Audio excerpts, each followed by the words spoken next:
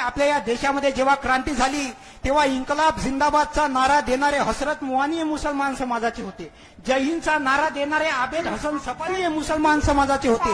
1942 ला भारत छोडो आंदोलन झालं तेव्हा सायमन गो बॅक म्हणजे भारत छोडोचा नारा देणारे युसुफ मेहर अली हे मुसलमान समाजाचे होते.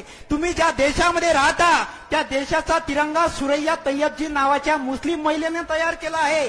या देशासाठी सगळ्यात पहिले शहीद होणारा पत्रकार मौलाना मीर बाकर हा मुस्लिम समाजाचा आहे. या देशासाठी सगळ्यात पहिले शहीद होणारा शासक म्हैसूरचे सुलतान हैदर अली हे मुस्लिम समाजाचे आहे. या देशासाठी सगळ्यात तरुण वयात शहीद होणारा क्रांतिकारक अशफाकुल्ला खान हे मुस्लिम समाजाचे आहे. डॉक्टर बाबासाहेब आंबेडकरांनी 14 तळ्याचा सत्याग्रह केला तर जागा देणारे व्यक्ती हे मुस्लिम समाजाचे होते.